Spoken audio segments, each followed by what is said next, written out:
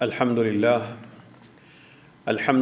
نحمده ونستعينه ونستغفره ونؤمن به ونتوكل عليه ونعوذ بالله من شرور أنفسنا ومن سيئات أعمالنا من يهده الله فلا مضل له ومن يضلل فلا هادي له أشهد أن لا إله إلا الله وأشهد أن محمدًا عبده ورسوله أما بعد فإن خير الحديث كتاب الله وخير الهدي هدي محمد صلى الله عليه وسلم وشر الأمور محدثاتها وكل محدثة بدعة وكل بدعة ضلالة أعوذ بالله من الشيطان الرجيم بسم الله الرحمن الرحيم والعصر إن الإنسان لفي خسر إلا الذين آمنوا وعملوا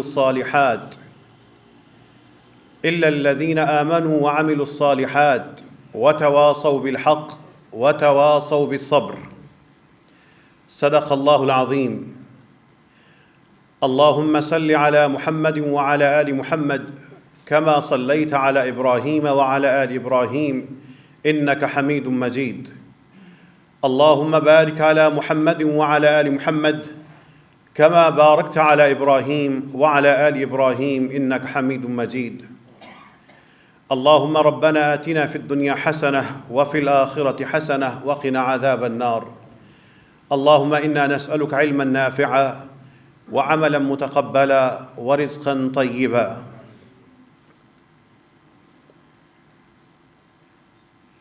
زمین پر ایک منظر ہے،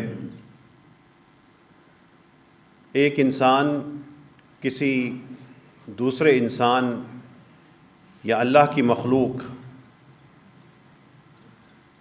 کی کسی پریشانی یا مشکل میں اس کا ساتھ دے رہا ہے۔ وہ کوشش کر رہا ہے کہ یہ شخص جو مشکل میں ہے اس کی یہ تکلیف دور ہو جائے۔ تکلیف میں مبتلا شخص بیمار ہو سکتا ہے، تنگ دست ہو سکتا ہے، پریشان بھوکا ہو سکتا ہے، کسی اذیت میں ہو سکتا ہے۔ وہ دوسرا بندہ اس شخص کی مدد کے لیے حتی الامکان کوشش کر رہا ہے۔ اس کو تکلیف تھی، اس نے دور کرنے کی کوشش کی، اور پھر وہ اپنی بساط کے مطابق کوشش میں اور دور کرنے میں کامیاب ہو گیا۔ وہ وقت گزر گیا، وہ تکلیف میں مبتلا شخص یا تکلیف میں نکالنے والا شخص دونوں ہی اس بات کو بھول گئے، زندگی آگے چلی گئی، لیکن وہ منظر اللہ تعالیٰ کے ہاں محفوظ ہو گیا۔ ایک منظر زمین کا تھا،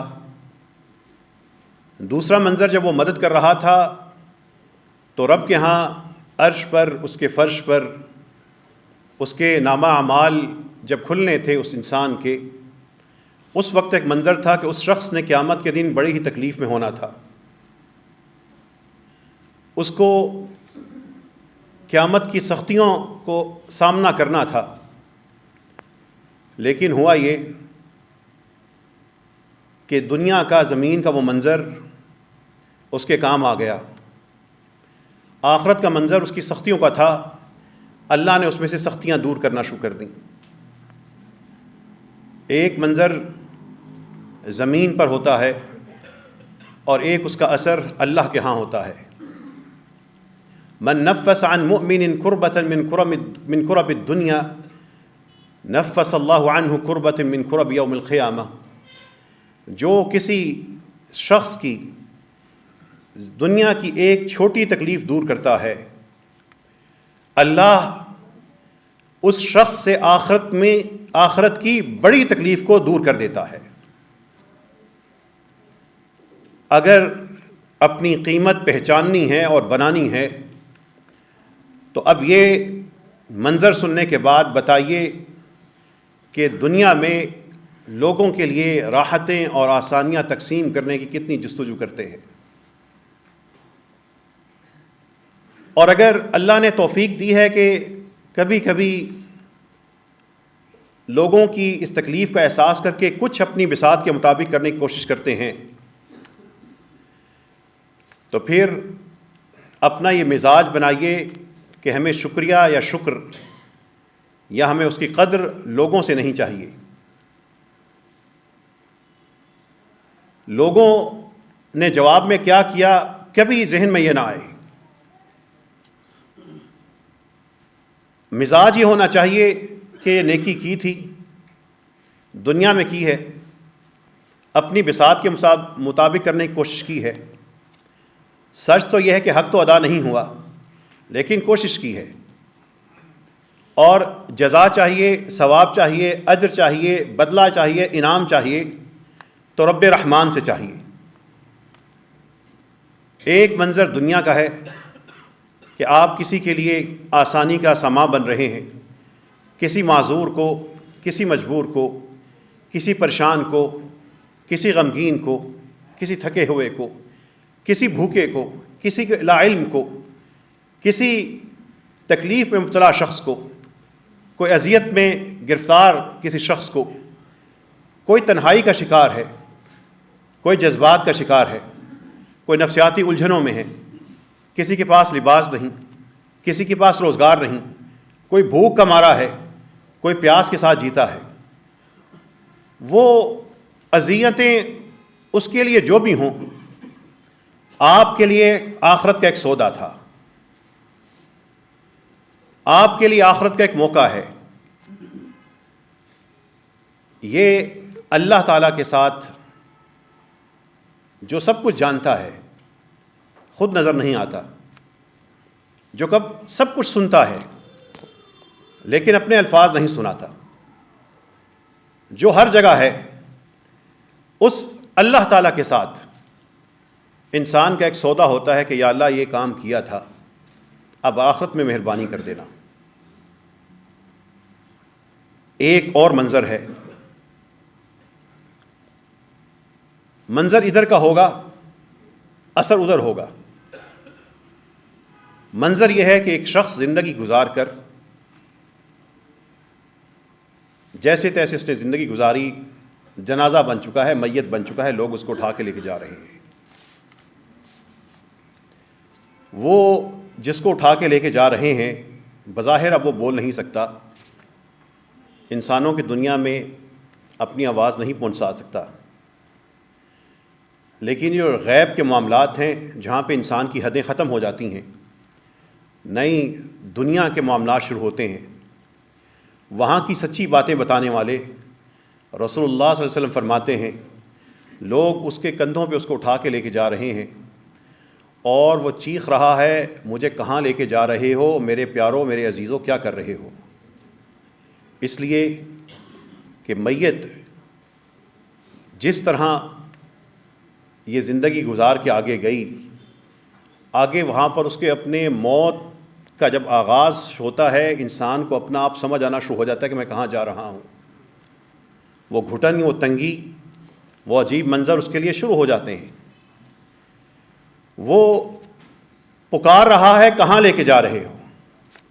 آگے گھڑا ہے، آگ ہے، عذاب ہے، میرے عزیزوں مجھے کہاں لے کے جا رہے ہو؟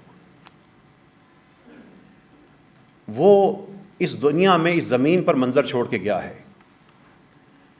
وہ بے نماز ہونے کا منظر، وہ حرام کھانے کا منظر، وہ اللہ کے احکامات سے غافل ہونے کا منظر، اس کے ساتھ ساتھ جان نہیں چھوڑے گا۔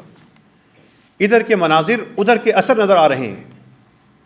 وہ رشتہ داروں کو تنگ کرنا، وہ پگڑیاں اور عزتیں اچھالنا، وہ چغلیاں اور غیبتیں کرنا،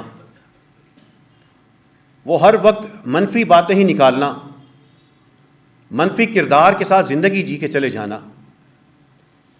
میت کہہ رہی ہے، رسول اللہ صلی اللہ علیہ وسلم فرماتے ہیں کہ وہ کہہ رہی ہے کہ کہاں لے کے جا رہے ہو؟ اور پھر ایک میت اور کا رسول اللہ صلی اللہ علیہ وسلم بیان کرتے ہیں، جس کے بارے میں رسول اللہ صلی اللہ علیہ وسلم نے کہا تھا وجبت وجبت وجبت، یہ اس پہ یہ واجب ہو گئی۔ وہ میت وہ تھی، ایک انسان ہے، زندگی گزار کے جاتا ہے، جانے والے اس کے اچھے کارنامے کام بیان کرتے ہیں، زبانیں ہیں کہ اس کی تعریفیں کیے جا رہی ہیں۔ وہ خود تعریفوں کا شوقین نہیں تھا، لیکن لوگوں کی محبت سے اس کے لیے الفاظ، اس کے لیے جذبات، جملے نکل رہے ہیں۔ خلق خدا گواہی دے رہی ہے۔ وہ جنازہ گزرا تھا، رسول اللہ صلی اللہ علیہ وسلم نے کہا وجبت وجبت وجبت، واجب ہو گئی، واجب ہو گئی، واجب ہو گئی۔ صحابہ نے کہا آج سے پہلے تو ایسا نہیں ہوا۔ تو رسول اللہ صلی اللہ علیہ وسلم نے فرمایا یہ شخص جس کے لیے تم یہ سارے الفاظ کہہ رہے ہو، تم اللہ کے گواہ ہو، انتم شہداء اللہ فی الارض، اللہ تعالیٰ کی مخلوق کی گواہی اس کے حق میں ہے، یہ اس کے لیے جنت واجب ہو چکی ہے۔ ایسی ایک اور حدیث میں دنیا کے شاندار منظر چھوڑ کے جانے والا شخص جب جنازے کے طور پر لوگوں کے کندھے پہ ہوتا ہے، وہ انسانوں کی دنیا میں پیغام تو نہیں بھیج سکتا، لیکن اگلی دنیا میں اس کا معاملہ یہ ہوتا ہے، وہ شکوہ کر رہا ہوتا ہے کہ میرے عزیزو، جنت میرے سامنے کھڑی ہے، مجھے کہاں جنت میں روک کے رکھا ہے، جلدی سے مجھے میری قبر کی طرف لے کے جاؤ۔ عمل ادھر کے ہیں، اثر ادھر کے ہیں، منظر یہاں پہ ہوگا، بدلہ وہاں پر ملے گا۔ اللہ سے دعا کیجئے اللہ ہمیں اچھے مناظر چھوڑنے کی توفیق عطا فرما۔ یہ جو نیک اعمال ہوتے ہیں، کبھی سوچا ہے کہ ان کی لذت کیسی ہوتی ہے؟ کبھی سوچا ہے کہ ان کی وجہ سے انسان کیسی شاندار حالت سکون میں ہوتا ہے؟ نزدیک کے، اپنے سامنے کے ایک منظر کو دیکھیے، ایک نمازی شخص کس سکون اور اطمینان میں جی رہا ہوتا ہے، اور ایک بے نماز شخص کتنی منحوس دل کے ساتھ جیتا ہے۔ ایک وضو کرنے والے کو کتنی راحت اور سکون ملتا ہے، اور اس وضو اور نماز سے دور دور جینے والا کیسے جانوروں کی زندگی گزارتا ہے۔ ان اعمال کی لذت، ان اعمال کی یہ لذتیں دنیاوی ہیں، اسی لیے مختلف نیک اعمال کے حوالے سے ہمارے اسلاف کا یہ جملہ مختلف کتابوں میں مختلف شکلوں میں ملتا ہے۔ کوئی کہتا ہے کہ اگر بادشاہوں کو ہمارے اس تہجد کی نماز کی لذت کا پتہ ہوتا، کوئی کہتا ہے کہ اگر ان بادشاہوں کو ہمارے اس قیام کی لذت کا اندازہ ہوتا، کوئی کہے گا اگر ان بادشاہوں کو، دنیا داروں کو، سپہ سالاروں کو ہمارے اس روزے کی لذت کا اندازہ ہوتا اور اس دولت کا اندازہ ہوتا جس میں ہم جیتے ہیں، یہ دنیا دار، یہ سپہ سالار، یہ حکمران تلواریں لے کے آتے، ہم سے لڑتے اور ہم سے لذتیں حاصل کرنے کی کوشش کرتے۔ لیکن ان دنیا داروں کی محدود سی نظر میں دنیا کی دولت کی قیمت نظر آ جاتی ہے، ان کے دلوں میں اس دولت کا احساس بھی پیدا نہیں ہو پاتا۔ جب کسی شخص کے دل میں نماز کی کتنی دولت ہے، اس کی کتنی اہمیت ہے، یہ کتنا قیمتی مال ہے، جب اس کے دل کے اندر یہ جذبہ پیدا ہو جاتا ہے، اس کے لیے پھر ایک نماز کے مقابلے میں کیا دنیا، یہ کیا دکان، یہ کیا نوکری، یہ سب چیزیں بڑی حقیر ہو جاتی ہیں۔ پھر اس کو رسول اللہ صلی اللہ علیہ وسلم کی وہ حدیث سمجھ آتی ہے کہ جس شخص سے عصر کی ایک نماز چھوٹ گئی، کأنما وطر اہلہ ومالہ، گویا کہ اس کے سارے کا سارا گھرانہ، اس کا مال، اس کی اولاد، سب چیزیں برباد ہو گئیں۔ اور جو اس دولت اور اس رتبے کے احساس سے محروم ہوتا ہے، اس کے لیے نماز چھوڑنا کوئی مسئلہ ہی نہیں۔ حرام کھانا بڑا آسان ہے۔ یہ منظر ادھر کے ہوں گے، اثر ادھر ہوں گے۔ رسول اللہ صلی اللہ علیہ وسلم کی ایک اور حدیث میں ایک اور منظر دیکھیے، باپ ہے، اللہ نے 3 یا 4 یا 2 بیٹیاں دی ہیں، محبت سے پال رہا ہے، ان پہ خرچ کرتا ہے، ان کو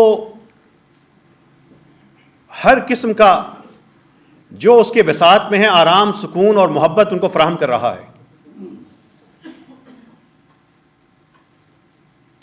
یہ اس کے گھر کا منظر ہے،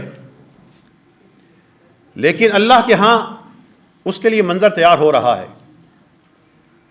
جس شخص نے بیٹیاں اس محبت سے پال دیں، 4 تھیں یا 3 تھیں یا 2 تھیں، اور ایک حدیث میں 1 بھی آتی ہے، اس کے لیے منظر یہ ہے کہ وہ اللہ کے ہاں جائے گا، اس کا تو سب کچھ معاف ہو چکا ہوگا. یہ ہمارے عہد میں، ہمارے دور میں یہ جو بیٹیوں والے ہیں، یہ ان کے لیے اس سے بڑی بشارت کوئی ہو ہی نہیں سکتی. وہ گھر میں بیٹیاں، اور ایک اور حدیث میں ہے رسول اللہ صلی اللہ علیہ وسلم فرماتے ہیں کنت انا وہو فی الجنۃ کہاتین، میں اور وہ جنت میں اس طرح جیسے یہ 2 انگلیاں، ان بیٹیوں کو بھی پالنے والا. اس منظر سے پیارا کوئی ہو سکتا ہے کہ رسول اللہ صلی اللہ علیہ وسلم کے ساتھ ہو اور اس طرح کا ساتھ ہو؟ منظر ادھر کے ہیں، صبح و شام ہمارے ساتھ ہیں. ہم نے یہ فیصلہ کرنا ہے کہ ہم اپنی زندگی میں کس قسم کے منظر جو اللہ کے ہاں ریکارڈ اور محفوظ ہو رہے ہیں چھوڑ کے جائیں گے. بچنا ہم میں سے کسی نے نہیں ہے. نہ یہ دنیا ہم نے بنائی، نہ ہم اس کے بنانے والے، اور نہ ہی ہمیں یہ حق ہے کہ ہم اس کے اوپر اپنا قبضہ جمائیں. ہم سے پہلے بھی تھی، ہم سے بعد میں بھی ہوگی. ہمیں تو جس نے یہ دنیا عطا کی، جو ہمارا بنانے والا تھا، جس نے ہمارے عمریں مقدر کر دیں، جس نے ہمارا نصیب مقدر کر دیا، اس نے اتنا سا کہا یہ دنیا کچھ نہیں، اس سے شاندار تمہیں دوں گا اور ہمیشہ کے لیے دوں گا. بس اس دنیا سے بچ بچ کر میرے ہو کے میرے پاس چلے آنا. اتنا سا امتحان ہے. آج جو یہاں پر بوڑھے بیٹھے ہیں، ان سے پوچھ لیجئے اپنے بچپن کو کل کا سمجھتے تھے. جو بچے موجود ہیں، ایک دن کی کہانی ہے، آپ بھی بوڑھے نظر آئیں گے. جو درمیان کی عمر میں ہے، زندگی گزر گئی، باقی بھی گزر جانی ہے. کتنے عزیز ساتھ تھے، قبروں میں چلے گئے. وہ جو بچپن میں ہمیں تھاما کرتے تھے، پیار سے پکڑا کرتے تھے، وہ ہاتھ رخصت ہو گئے. جو بچ گئے وہ بھی رخصت ہو جانے ہیں.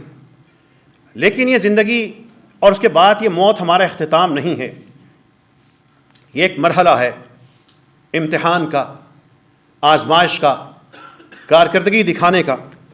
اس میں وہ منظر چھوڑ کے جائیں جن کا اثر آگے اللہ کے ہاں ثواب کی شکل میں ہو.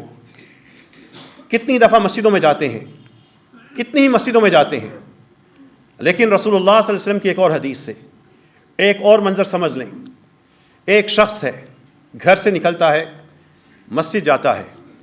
مسجد جا کر وہاں پر 2 آیتیں یا 3 آیتیں یا 4 آیتیں سیکھتا ہے. وہ قرآن کریم کی 2 یا 3 یا 4 آیتیں سیکھتا ہے اور پھر چلا جاتا ہے. جا کر اپنے کاموں میں لگ گیا. وہ قرآن کو مسجد میں جا کے سیکھنے والا 2 یا 3 یا 4 آیتیں پڑھ کے چلا گیا. وہ شاید ادراک بھی نہ کر سکے، سوچ بھی نہ سکے کہ اس کے مہربان رب نے اس کے ہاں ایک اور منظر جوابی طور پہ لکھا ہے. رسول اللہ صلی اللہ علیہ وسلم فرماتے ہیں اگر تم میں سے کوئی اس شہر کے کچھ فاصلے پر جائے، وہاں سے اس کو جا کے پتہ ہو کہ میں وہاں پہ جاؤں گا تو 2 بہترین اونٹنیاں اور اتنے ہی 7 اونٹ مجھے مل جائیں گے، یا 3 اونٹنیاں اور اتنے ہی بہترین اونٹ مجھے مل جائیں گے، یا 4 اونٹنیاں اور اتنے ہی مجھے اونٹ مل جائیں گے. اگر کسی کو تھوڑی سی محنت نکل کر جا کر پتہ ہو کہ اتنی مجھے قیمتی مال و متاع مل جائے گا، تو وہ اس قیمتی مال و متاع سے زیادہ اس کے لیے قیمتی چیز یہ ہے کہ وہ شخص مسجد میں جائے، 2 یا 3 یا 4 آیتیں اللہ کے کلام میں سے سیکھ لے، اس کے لیے دنیا کے ان قیمتی اونٹنیوں اور ان جیسے اونٹوں کی نسبت یہ اس کے لیے زیادہ بہتر مال جمع ہو چکا ہے۔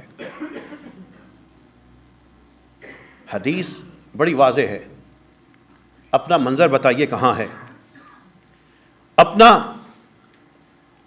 نامہ اعمال خود کنگھالیے کہ اس میں میں کیا جمع کر کے جا رہا ہوں۔ جا ہم سب رہے ہیں، جو جوان ہیں طاقتور ہیں، جو بچے ہیں، یہ سب ایک جمعہ اور ہماری زندگی سے آج ختم ہو گیا، لیکن منظر ادھر کے ہوں گے، جواب ادھر کیا ہوگا۔ پھر رسول اللہ صلی اللہ علیہ وسلم کی احادیث کی روشنی میں ایک اور منظر کی طرف آئیں۔ وہ منظر ایک بیٹا ہے، ایک بیٹی ہے، وہ اپنے ماں باپ کے لیے دعائیں کیے جا رہے ہیں، اپنے ماں باپ کے لیے اور ان سے اوپر اپنے آباء و اجداد کے لیے وہ دعا کر رہے ہیں، معافیاں مانگ رہے ہیں۔ کبھی ماں باپ کی نیکی کا حوالہ دے کے رب سے کہتے ہیں میرا باپ میری ماں تو یہ نیک کام کرتے تھے، پھر ذہن میں آتا ہے تھے تو انسان نا، غلطیاں بھی کرتے تھے، تو رب کے حضور ماں باپ کی طرف سے معافیاں مانگ رہے ہیں۔ ماں اور باپ کو علم نہیں، ہو سکتا ہے وہ دنیا میں ہوں یا ہو سکتا ہے وہ جا چکے ہوں، وہ کسی کو کرائے پر دے کر اپنے ماں باپ کی قرآن خوانی نہیں کروا رہے، انہوں نے جنت کی نام نہاد فرنچائز کھول کے بیٹھے لوگوں سے جا کے آخرت کا سودا نہیں کیا۔ وہ اولاد ہیں، خود اٹھے ہیں، خود دعا کی ہے، خود انہوں نے نماز پڑھی ہے، خود ان کے دل میں جذبہ ہے، وہ دعا کیے جا رہے ہیں۔ ان کے ماں باپ رب کے جو حضور ہیں، وہاں پہ باپ کو محسوس ہوتا ہے کہ میرے تو درجات بلند ہو رہے ہیں۔ ادھر دنیا کا منظر ہے، وہ آخرت کا منظر ہے۔ وہ حیران ہو کے رب سے یہ پوچھتے ہیں، ہمارے نامہ اعمال میں تو کوئی ایسی چیز نہیں تھی کہ ہمیں یہ درجات ملتے چلے جاتے اور اتنی بلندی پہ ہم آ جاتے۔ اللہ تعالیٰ ان کو دو لفظوں میں، تین لفظوں میں ایک بات بتا رہے ہیں کہ ماں باپ کے درجات اس لیے بلند ہو رہے ہیں، اے بندے تیرے درجات اس لیے بلند ہو رہے ہیں باستغفار ولدک لک، تیرے اولاد کے تیرے لیے استغفار کی وجہ سے، تیرے لیے تیرے بیٹے اور بیٹیاں استغفار کیے جا رہے ہیں، ماں اور باپ کے درجات بلند ہوئے جا رہے ہیں۔ ادھر ایسے وارث چھوڑیں جن کو استغفار کرنا آتا ہو، ادھر وارثوں کو یہ تعلیم دے کر جائیں کہ میرے لیے خود دعائیں کرنا، ان خرافات میں پڑھ کے بندے چار جمع کر کے ان کو میوے شیوے کھلا کر اور نام نہاد علماء نما لوگوں کا پیٹ بھر کے یہ میرے معاملے میں سودا نہ کرنا، اس طرح مغفرت نہیں ہوتی۔ یہ رسم و رواج ہے، یہ دین نہیں ہے، اسلام نہیں۔ ایسا کھانا عالم دین کے شایان شان نہیں۔ یہ باستغفار ولدک لک، تیرے بعد تیرے بچے تیرے لیے استغفار کیے جا رہے ہیں۔ وہ جو قرآن خوانی کے نام پر کاروبار بنا، وہ جو قرآن خوانی کے نام پہ ٹولیاں پالی اور سنبھالی جاتی ہیں، ابو بکر رضی اللہ عنہ نے رسول اللہ صلی اللہ علیہ وسلم کے بعد ایسا عمل نہیں کیا تھا، عمر نے ایسا نہیں کیا کبھی، عثمان نے ایسا نہیں سوچا، علی کا یہ دین نہیں تھا رضی اللہ عنہم اجمعین۔ دنیا کے وہ منظر بنائیں جو آخرت میں فائدہ دیتے ہیں، دنیا کے یہ منظر جو دین فروشوں نے بنا دیے ہیں، ان کو اتنی تو ہمت پیدا کیجئے کہ رسول اللہ صلی اللہ علیہ وسلم کی احادیث کے سامنے پیش تو کر کے دیکھیں کہ یہ میرا دین ہے بھی یا نہیں۔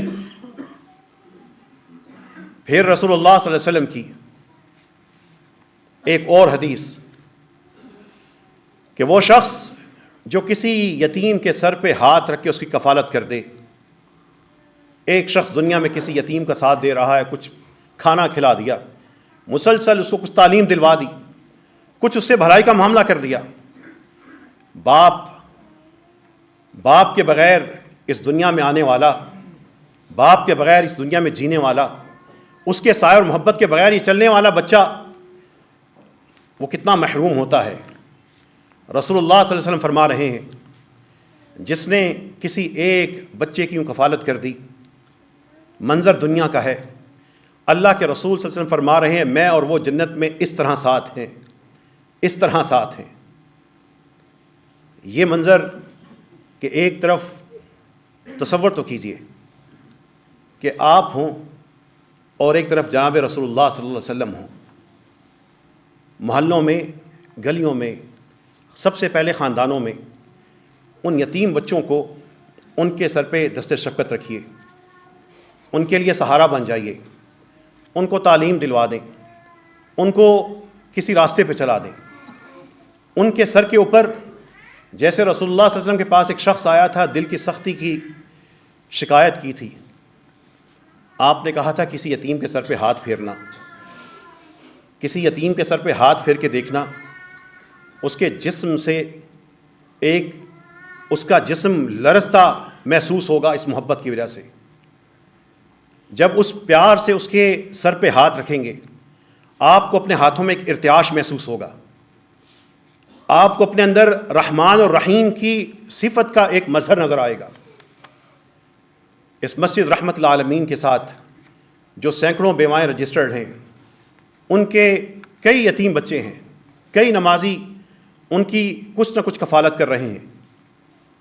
آپ لوگوں کو دعوت ہے کہ جس نے کسی یتیم کی 2 بہن بھائیوں کی، 3 بہن بھائیوں کی، 4 بہن بھائیوں کی کفالت کرنی ہو، مسجد رحمت العالمین میں آئیں، اس خاندان کی تفسیر حاصل کریں، ان کی کفالت شروع کر دیں۔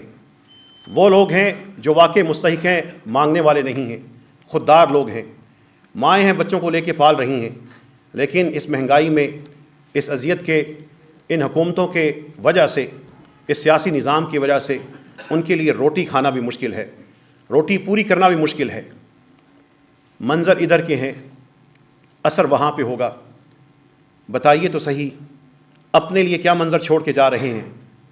وہ میوزک سننا، وہ فحش چیزیں دیکھنا، وہ غیبتیں، وہ برا کہنا، وہ نفرت پھیلانا، وہ فرقے میں بٹ جانا، اس سے ان منظروں کا کیا جواب دیں گے؟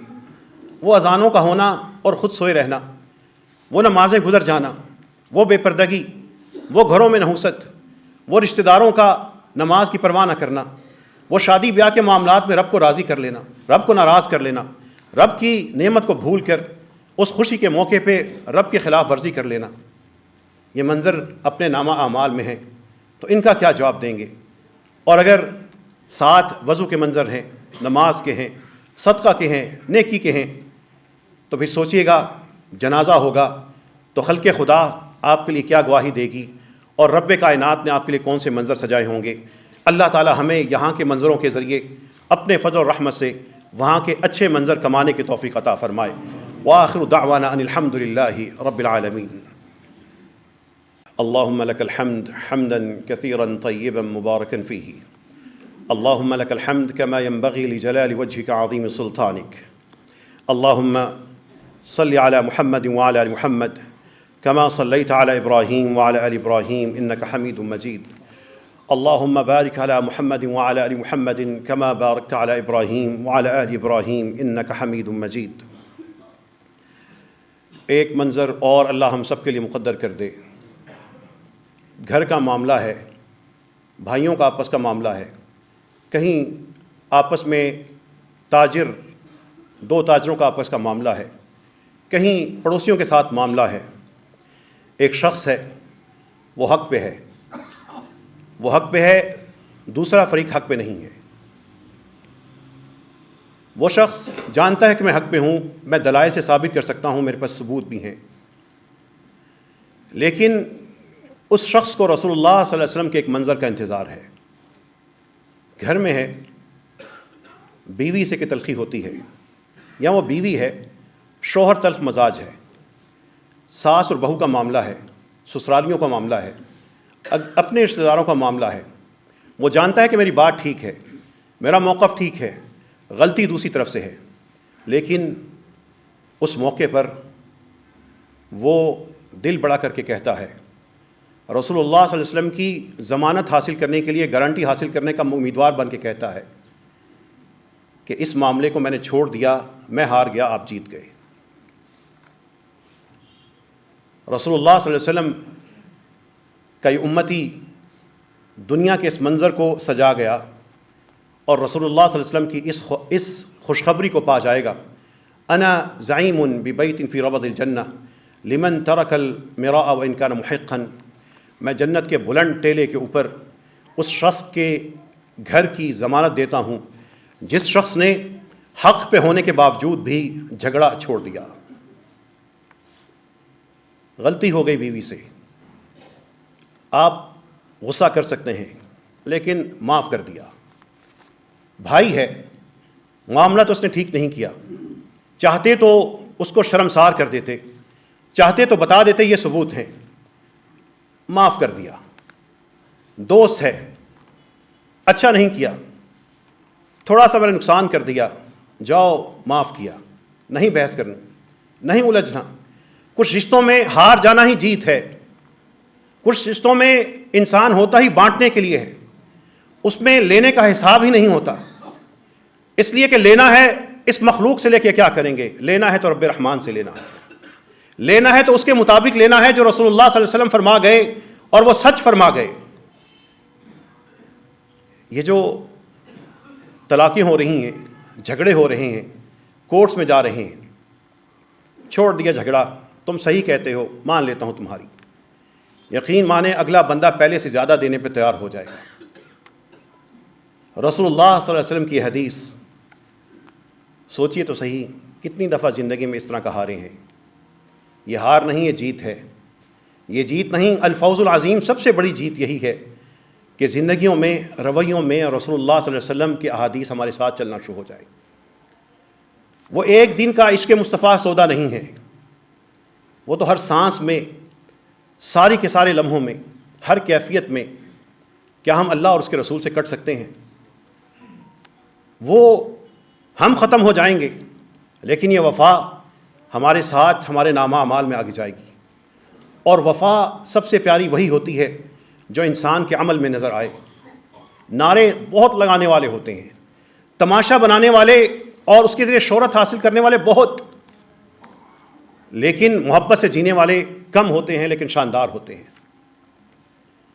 رسول اللہ صلی اللہ علیہ وسلم کی وہ جو حدیث کہ تم میں سے کوئی پسند کرتا ہے کہ مسجد جائے اور پھر 2 آیتیں یا 3 یا 4 سیکھے، وہ اس کے لیے بہتر ہے کہ اس دور کی سب سے بہترین سواری اور ڈبل وہ سواری اس کو ملے، وہ قرآن کی آیتوں کا سیکھنا، وہ سکھانا۔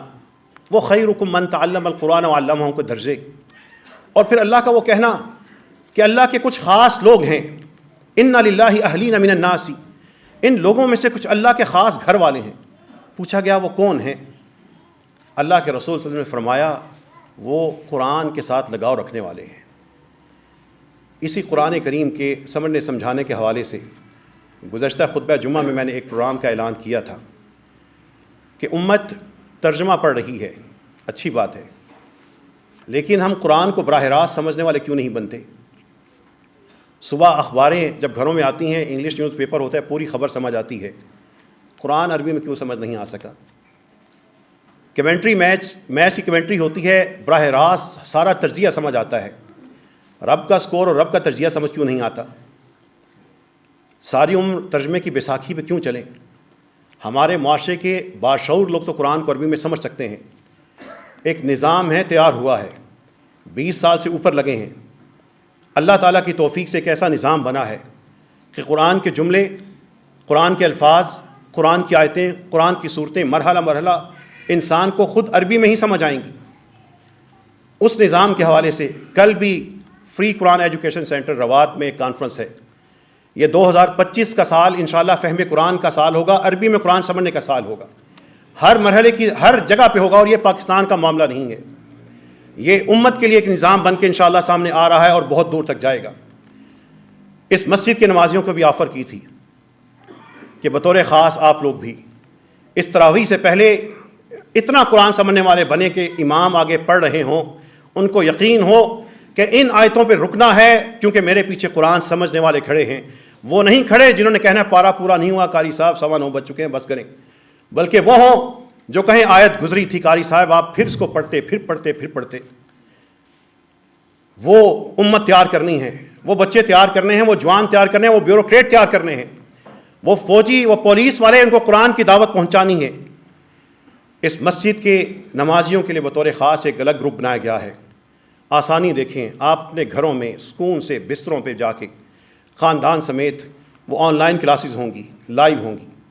مجھے جذباتی نہیں، محنت کرنے والے سنجیدہ لوگ ہمیں چاہیے۔ وہ صرف اتنا کریں اپنی کتاب اس مسجد سے لے جائیں، اپنا جو ای میل ایڈریس ہے وہ مسجد نظامیہ کو لکھوا دیں، آپ کو کلاس میں اس ہفتے آپ کا انشاءاللہ نام داخل کر کے کلاسز شروع کر دی جائیں گی۔ پچھلے ہفتے جن لوگوں نے کیا، چونکہ رش ہے بہت زیادہ پورے پاکستان سے باہر سے، اس وجہ سے آپ لوگوں کا گروپ الگ شروع نہیں کیا جا سکا۔